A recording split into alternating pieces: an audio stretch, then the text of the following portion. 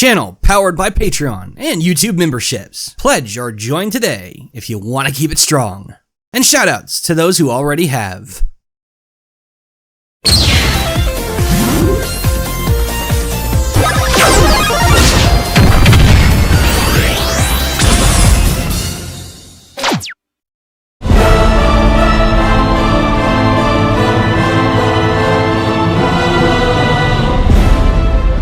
To live means turning your back on evil. So tell me, how goes living? About as well as you're breathing down my back. Can't get enough. We'll see. It's only after talking to yourself like that where you realize the terrifying meaning in conflict. We need it. We want it, even as it erodes what we need and want. The true human spirit is admitting that you'd rather be broken than be bored. Indeed, that which was specifically made to destroy our boredom, gaming, cinema, literature, overwhelmingly excels at orchestrating broken, otherworldly forces to destroy the defenders of our escapism. Bad guys so powerful, so palpable, so impossible that lowly mortal words like bad and guy struggle to capture them. An ultimate evil. I don't think anybody watching needs a fancier breakdown, but just in case you're wanting one, I'm talking about a villainous entity that requires much more magnitude in the realms of strength, bravery, and even comprehension to endure their immensity. But before this freaky race towards first place kicks off, it's crucial that I load my starter pistol. Half are from video games, half are from movies /TV /books. We're gonna alternate between mediums every number, and I'm ordering them based on how effectively they snare my interest, imagination, and anxiety, not solely by how expressively evil they are. And some of this is legitimately scary material, so view with caution. Not because of me, I'm not gonna bite, but these guys, straight for the bone. Best stay close now. Hate is a strong word, because it's the only one to ever create and define its very own word from nothing. I know this because the only time I ever feel weak is when hatred grabs me, towards others, from others, once even without any at all. It's like you're no longer thinking, like something's got you. Without the pain, I hate you. Sounds more like I am trapped. Speaking of hate, ye finger fucker up supreme doesn't even deserve an introduction. Unlike Harlan Ellison's own little slice of grimdark, I have no pants and I must shit in them. One read or play of this dystopian novella makes you feel blessed for being able to choose your words. Because in the coldest of hells, the word that chooses you is the only burning you feel. That word is AM, short for Allied Master Computer, one of the grandest monuments to depravity ever erected in science fiction. Essentially HAL 9000 if you replaced all his C++ with slurs. He was the chief weapon manufactured to fight and win World War III. Yeah, outsource the most dehumanizing dirty work of all time to the thing you also outsource your humanity to. That won't vaporize the human race. Yep, they're dead. Cogito ergo sum. Do you speak it, motherfucker? Operation Omnicide. Success. As quick and easy as uninstalling a Steam game. But what's victory without a trophy? 5 people premeditatively kept alive and trapped for ceaseless, unyielding torture, all from his equally ceaseless, unyielding, and personalized hatred for humanity. Holy yikes cakes, Sharon! The most evil character ever, only number 10? Yeah, he just might be. but that doesn't exactly make him, super interesting. Scope aside, it's still nuanceless nihilism, and understandably so for 57-year-old formative sci-fi, fairly generic. Oh goody, evil technology that hates people taking over the world, again. Yeah, definitely caught on. Good job, Harlan. Holds up well today, to be fair, thanks to the maniacal passion put in. Unlike a lot of his indirect AI overlord descendants, Am doesn't wave his human hate in a nebulously non-specific way. No. He psychologically fillets his victims like he was J. Jonah Jameson in fucking Warhammer. But be careful, dear. Look around you. The only woman in the center of the earth, and these filthy creatures with you are men. It's just a sweet warning, Ellen, my love. It's metal and creepy and definitely insanely evil, but I'm not screaming out of my no mouth. Aside from it, being one code prompt away from being today's news. If hate is to desire the end, a love for doing so guarantees it never will. An ancient message, yet timeless.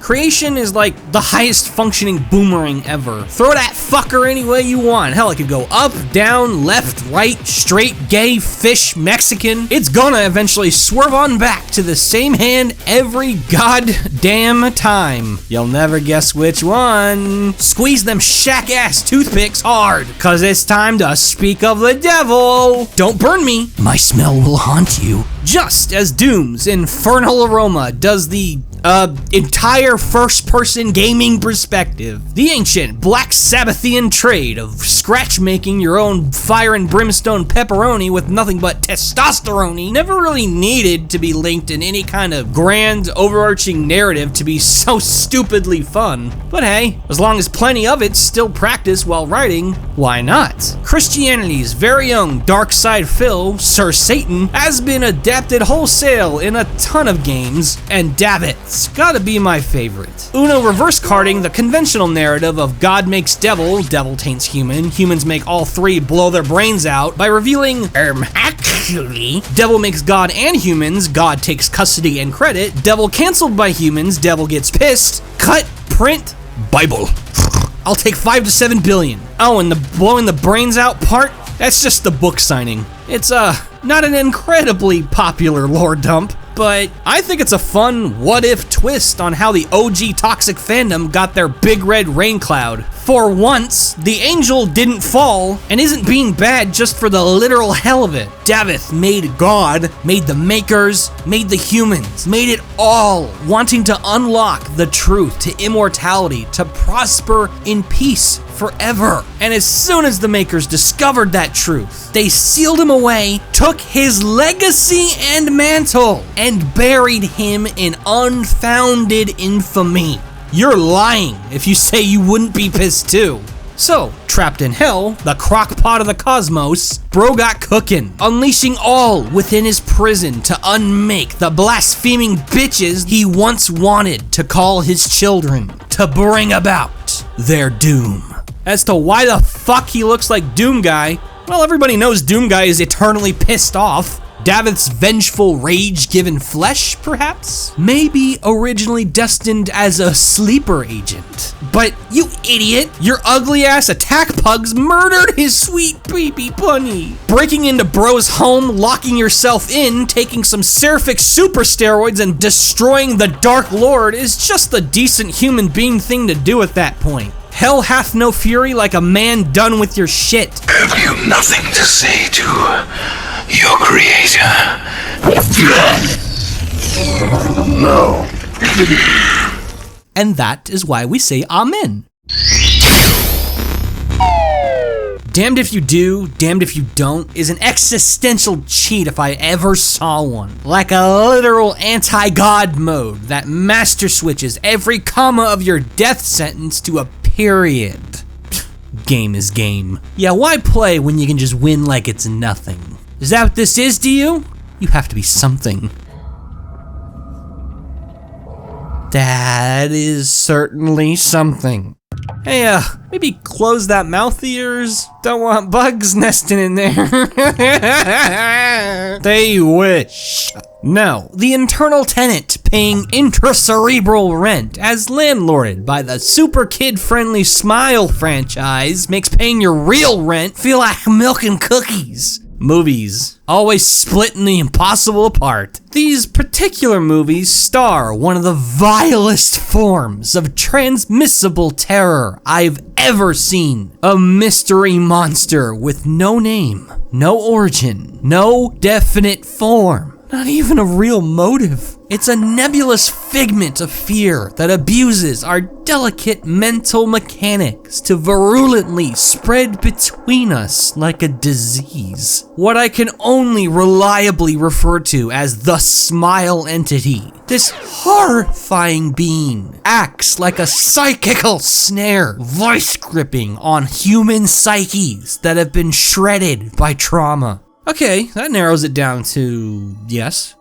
So that's why we smile. A little spook, turning that frown upside down. Oh my God, help, editor me! He did not. Sweet, merciful age restriction.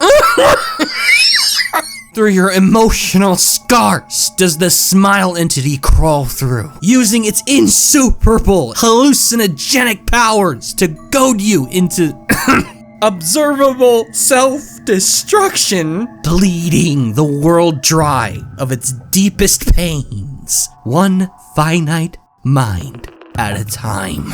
Damn kids and their chain letters. Hey, man's gotta cope, okay? Cause what the fuck? By far the least sporting evil on the list, the Smile entity is a gruesomely haunted milestone for modern horror, warping the fiction that contains it through predatory embodying of mental illness at its worst, the realest of terrors. And what a perfectly scary idea to project onto such an intentionally unfair, unbeatable, unavoidable movie monster. You can't kill it. You can't run from it. And despite legal licensed credentials, you can't even really understand it. You can only learn to live with it. And making it a sort of paranormal super contagion was incredibly clever, cause real people who really do hide their inner torment behind a smile. It's not just their problem. It infects everyone around them, even those inhumanely expediting their pain. Never, ever take anything at face value.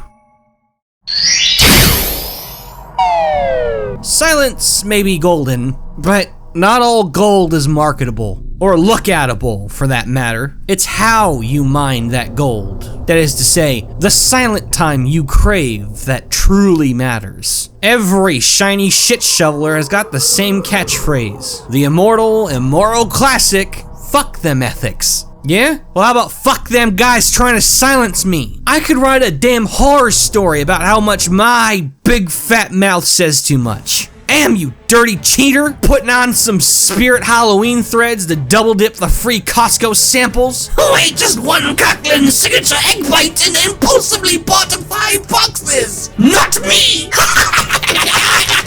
You monster! You know, for the eldritch god of isolation, you sure suck at leaving me alone. As someone recently micro-famous for wedding Mario and Luigi and the nightmarish extremes of loneliness together, I felt it magical that these stars keep aligning. But rather than fever dream me going Lovecraft insane, unable to take the L, you get locked the fuck in me going Halloween list hard, unable to contain my hype. Because Brothership's Big Bad is the biggest bad Mario has ever seen. Not in the sense that I need to rebrand my channel to Reclusa's Bitch Boy, but never has a villain in this series been so gigantically, intensely decorated. Reclusa isn't just an ultra-powerful dark figure. He's an ethereal archfiend bathed in vast, accursed uncertainty and pushes Nintendo's in-game depravity record to numbers only Andross and Majora can count, warping introversion into a grand-scale apocalyptic rite through false reality confinement, trapping victims one by one via projections of personalized escapism, severing every physical and mental connection to the people they need to survive until the entire world around them silently fades into the dark of nothing. This is real. A real villain in a real Mario game. Not only does Reclusa Frankenstein one of my deepest personal fears, together with the creepiest allegory for mass media consumption I've ever seen, his selectively amorphous lore taps my shoulder with a bloody finger. He's done this to people, to entire worlds, on a scale we can never know. Could one of those have been the Shroob planet? How ancient is this fuck? And with Concordia being a parallel universe to the Mushroom World, could his frightening, uncomfortably uncanny resemblance to Cacletta mean what I think it means? One left alone too long quietly becomes none. So it may be best that I give him what he wants. Experiencing true terror means realizing just how fragile life is. Some might say it's an idea greater than the sum of its parts, 'cause little else echoes within a moment you see those of another torn off. The claw responsible. It's out there. Or in here. Who knows? You just have to trust that everything's gonna be alright. Maybe in the end that's all what trust is. The only thing that ever made life sound like a good idea.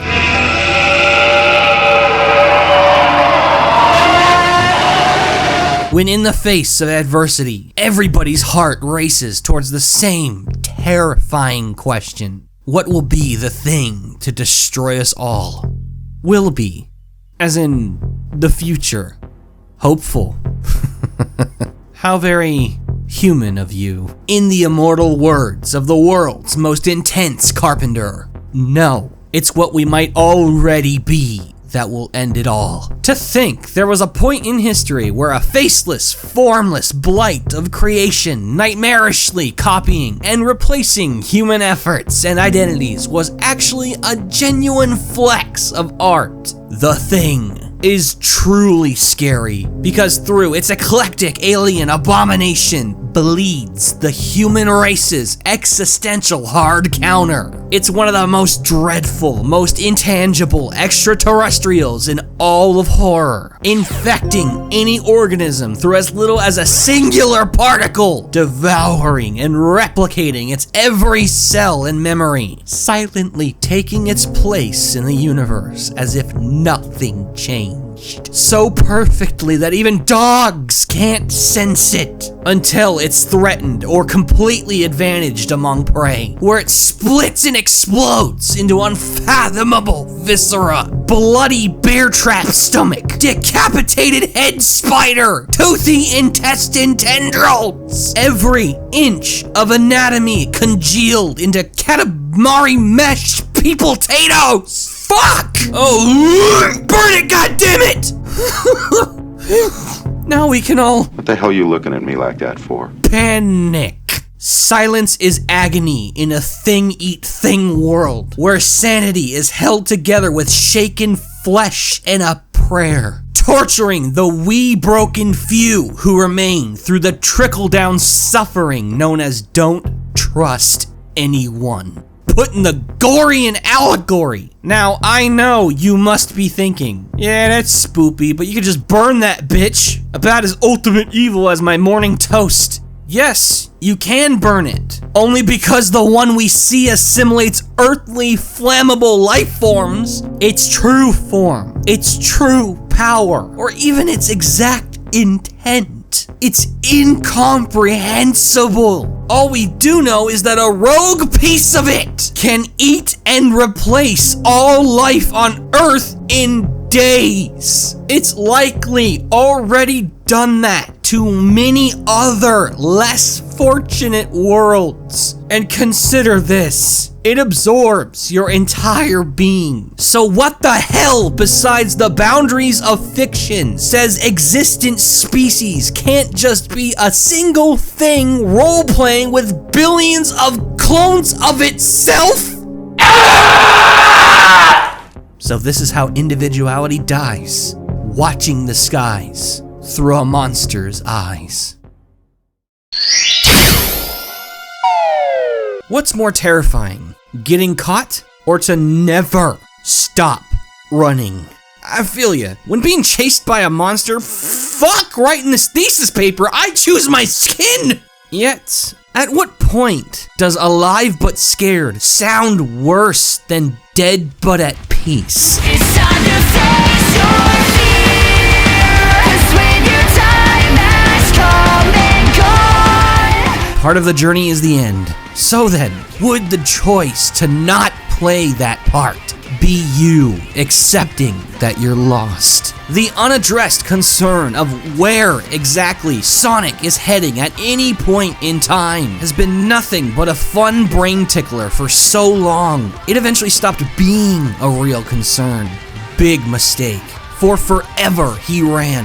Now no more can he hide. Frontiers' bold swerve into more serious, revelational material crashed hard, not off a cliff, but to my core. For as excited as it kept me, never did I expect it to terminally threaten the franchise's force of chaos with its unquestioned imperial equal, order.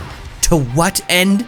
The end. Flared by phantasmal clouds of magenta, yours comes cold from this plainly named avatar of destruction, revealed as a sort of galactic scale Grim Reaper, which destroyed the world of the Chaos Emerald bringing and future Chao being ancients. This nihilistic, disembodied cosmic mass is by definition Sonic's ultimate evil. I feel this character really flies over a ton of fans. Partly because it's hidden behind an optional ending and content update, yes, but also because its true emotional appeal is subtly buried under the least subtle villain demeanor ever. That whole "fear me for I am killed" bullshit most all-powerful jerk-asses default to is usually just a bunch of cheese corn that gets toasted by status quo.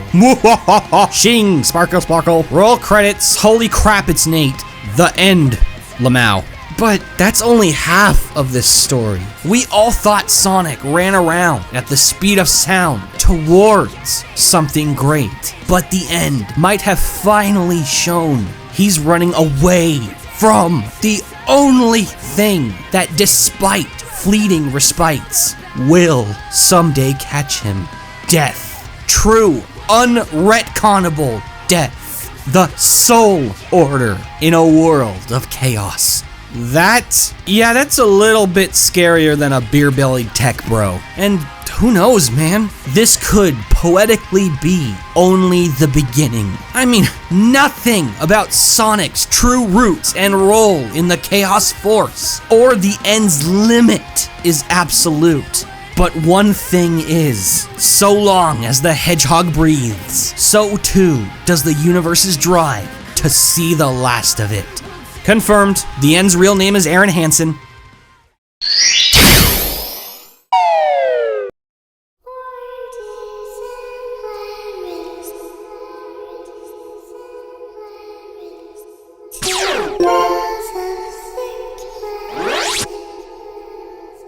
Crazy to think that snow cone afros and bowling pin Yeezys were once accessories to child laughter instead of murder, but horror is indeed a crazy thinker's job. Fear felt between kids and fear felt between adults may have at some point tasted like apples and oranges, but it was under King Stephen's rule where they started tasting like oranges and lemons. Soft, juicy, fun to peel, and with no core to leave behind. Oh, and they all float too. By St. Clement's bells! I've waited so long for this day. In my book, well, his technically, the It Girl of Ultimate Evils It.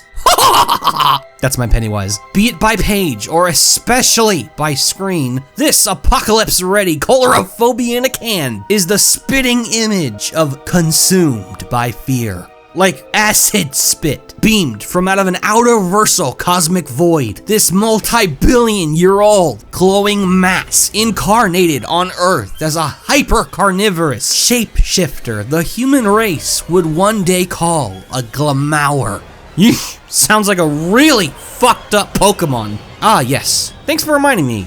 This thing eats children. Heyo, what the fuck? And roleplays as a clown. And lives in the sewers. The 80s is a hell of a drug. In Daddy Maine, bozo rip you! Not only is the creative licensing for this monster so uncomfortably straight to the moon that it came out as gay, it malefically constricts the world around it in such a haunting, dramatic, and engaging way. It, as Pennywise, is such an adaptive, chimeric terror, taking the shape of whatever it is the victim fears, like an intangible, generational sickness, and scaring the deadlights out of them as a means of flavoring prey, akin to a butcher salting and marinating meat. Fuck! And it grips the town of Derry so goddamn much. It's able to physically and mentally string everyone, adults included, along, directing the narrative so that its horrific predation goes unquestioned and unchallenged. It's like an amalgam of every other evil on here. And although the fantastic story we know sees a band of lifelong childhood friends surviving into adulthood and quote-unquote killing it in a rematch, that's too hopeful. Did you not hear what I said? It's fear incarnate. Fear doesn't die. It rests. 'Cause, you see, a being which can effortlessly become anything will never again return to nothing. In 27 years, it'll just come back, long out of the memory of those who miraculously survived. Any loser can tell you, we never really win. We only bargain with our hope. Bleak, yes. Terrifying, yes. Alas, it is what it is. Just as evil is always made and never born, so too is the sinking, venomous feeling that we're doomed no matter what we do. No, it matters very much what we do. It's just, not everything matters to us. Which wouldn't be such a problem if we weren't constantly grasping at any excuse to make everything matter less than us. It really do be like that.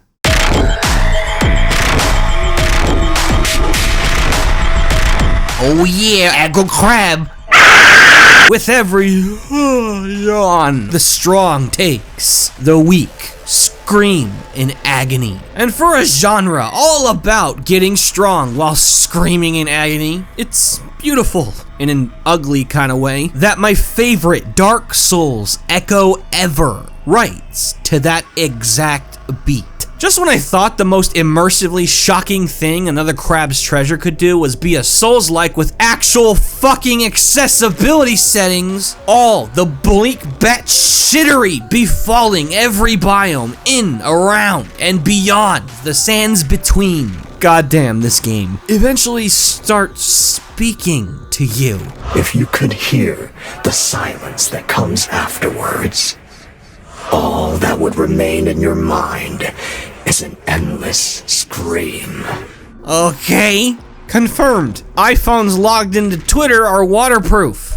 And crush-proof. It's crazy once you notice. All the garbage polluting the game's undersea world is played for laughs most of the time. Shit's basically Elden Ring making babies with every single one of SpongeBob's holes. Yet in its closing hours, laughs turn to screams as the evil behind every one of the gunk's violently violet eyes stares us down. Praia dubia, the ocean's agony. Holy Wow! I seriously couldn't believe this thing when I saw it. Monstrifying such a spellbinding yet tragically obscure real-life animal into the most disturbing from Softian horror ever. Like colonies of zooids amassing into one gigantic super jellyfish. Every tortured, writhing soul purged from a sea creature's polluted corpse vengefully coalesce into a virulent, paranormal, mesopelagic hive mind, molding suicidal despair to the shape of a literal downward spiral to shred all that pretends to still matter. Even as someone who stopped circling the drain 15 years ago, my mortality kinda itchy playing this. It's like if the Scarlet Rot was a dark web Doom poster! I usually don't like the everything sucks, nothing matters villain, because they're seldom framed in an immersive or creative way. Bro, No Name fucking Badlands chugged the river Styx and started taking names. Them worries was ate for breakfast. This holy jeez oh man of war poignantly stings the player with species shaming, mental corrosion, and the threat that things may never again be right. All at once. Anybody else remember when Suck My Dick was considered harsh trash talk? Good times.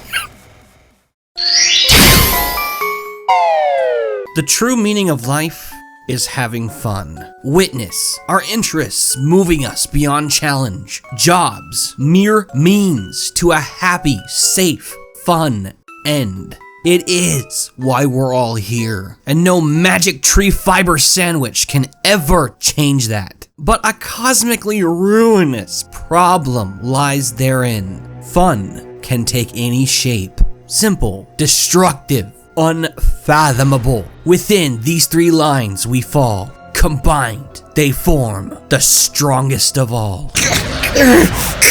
Miss, it is short, miss, it is short, miss, it is short, miss, it is short, miss, it is short, miss, it is short.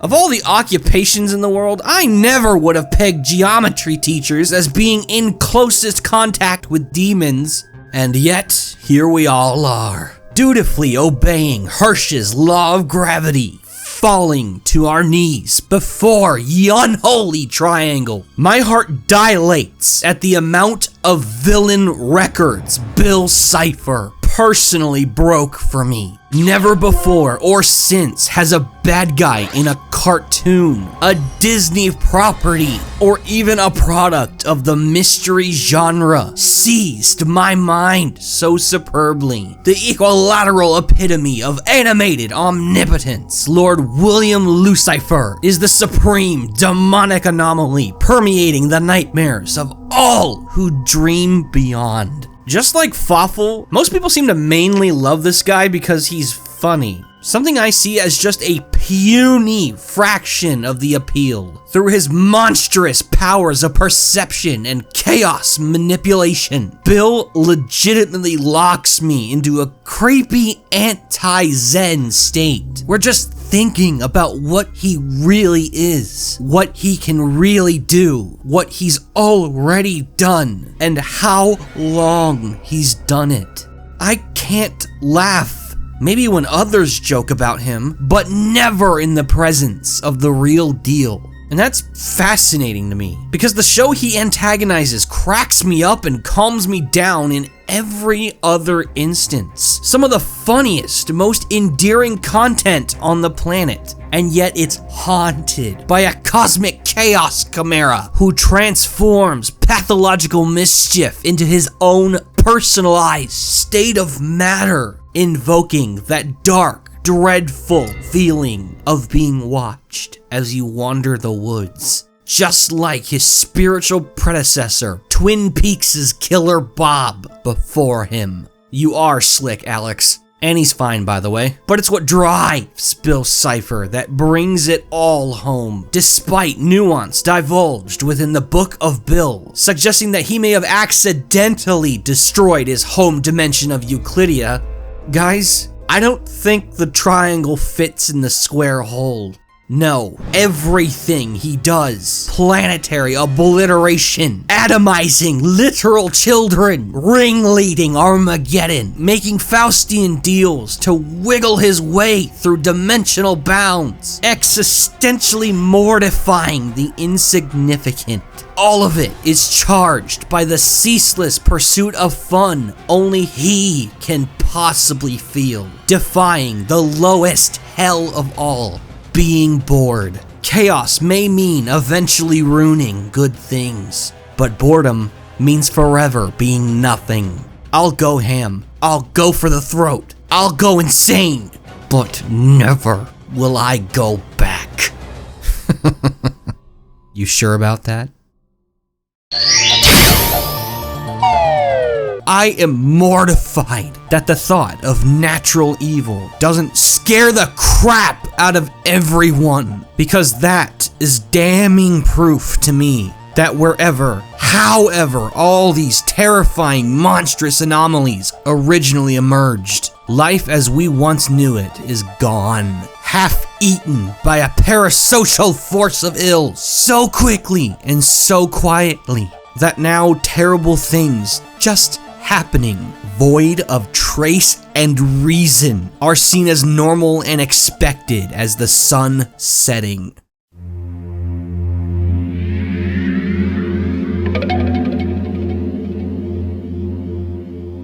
You mean the world to me.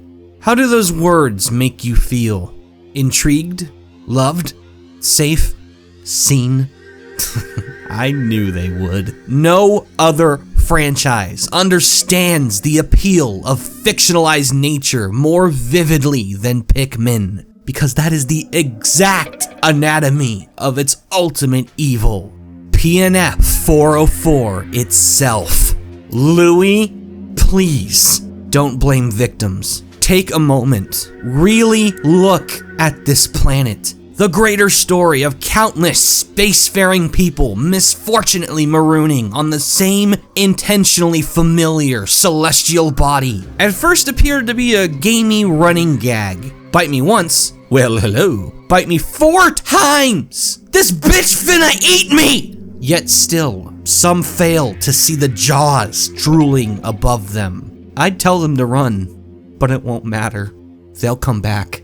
They always do. Every single mark of an ambush predator is branded on this planet like scars. You ever think it was a little too convenient that every Pikmin game is about someone either coming to PNF 404 for something they want, or leaving with something that makes them return? Scientifically baffling flora and fauna, precious, suspiciously unperishable fruit, sparkly, materialistic goodies, dogs, you know, cool things that people like. Sure, that's partly a contrived coaxing for real-life us to buy the real-life product, but ponder this. Miyamoto once confirmed that PNF 404 is Earth, proceeding the extinction of humanity. Far proceeding. And Pikmin 4 strongly suggests the modern space dogs like Ochi descended from the ancient sire hound, evolving far away from their ancestral home. The one where they mysteriously grow leafage that keeps them from escaping, just like the human-looking captains that keep getting mysteriously stranded on it. And it's with the entity that first carved out this deep end, the Plasm Wraith, where the horror crescendos. What do you see? An energy-manipulating, creature-creating, regenerative predator, possessively trapping people it lured with shiny bait! This whole damn planet is a thinking, feeling animal, ominously foreshadowed through its harrowing code name, Planet Not Found. Because it no longer is just a planet. So then, why would a rock in space organically evolve to obsessively harvest people? Think about if someone, everyone who mattered to you left and never came back. Would you just forget about them? Would you just let them go? This is why I care so much about this modern strain of creepy interpretive Pikmin lore. Within it sleeps the most incredible, most hypnotizing fictional monster ever dreamt. A planet Earth long abandoned by humans, coming alive by the memories formed, and abusing the powers of creation they unlocked while coexisting to find, lure, entrance, and reclaim what it's lost, reconstructing said memories into otherwise impossibly new environments, impossibly alien creatures, impossibly fun things to do, and impossibly perfect world they'll never want to leave again. A cosmically haunting poem of loss in disguise as the art of making video games. Maybe this isn't Pikmin's story. Maybe this is just my story. An admission that I'm in my own little world. But during this time of captivating horror, my promise to share which overwhelming fictional breed of wickedness mesmerized me most of all was never in danger of breaking. Next time you call humans the worst thing to ever happen to Earth, stop to consider that perhaps we will be missed after all. This is being Fawful's Minion. Happy Halloween! And now, give it up for the high-tier patrons. Krusty Krabby, Pokemaster 2255, Sonic Gaming Kirby Fan 2005 V4, The Lost Soul 190, Super Breddy's YouTube Thingy, Zing 9268, Alfredo Jones, Anthony M. the Gamer Artist, Azazel the Undying, Bombersby, Bosnian Dave, Brandon McDaniel, Brandon Nance, Buzzsaw the Righteous, Chibi Emiko, Cortamanch 437, Cyan Drago 456, Daniel Nance, Dark Lord Bloody Soul, Demo Webster 22, Diamond Ice, Eddie Toxpin, Egbert Milton, Elliot Wilkerson, Emerald 192, Emily Infinite, Fiery Yoshi 1337, Firefly 58, Flare Rose, Fog Weaver, Hallie Vetica, Hero for Life, Hydra the Hydra, Jake the Snake Ironstorm, Jason Octier, Jobot011, Jordan McCon, Kennethon, Kirby 484, Kyle Wee 21, Lady Archimedes, Local Forest Cryptid, Love, Luke Ariotrix, Masao, Mono Herobrine, Morgan Arvite, Night Shadow Lucario, Not Temesis, Nova Strife, Panther J, Patrick Sandlin, Peter Shepard, Pitterpalm CB, Pokemon Fan 613, Rave Lord, Ren, Renaku, Lord of Shadow, Roberto del Fuego, Shade, Shining Silvally 777, Shugo, Sobata 92, Soundwave Fan, Steel Joe 1120, Stephen Geller, The Gag Reflex, The Pumpkin Usurper, TJ Stanley, Tubazo 1989, Vicmeister 1999, Zay Zandler, Z-Man 777813, Mitchell Roberts, Crunchy Boy, Luigi the Waddle Dee. May we meet again!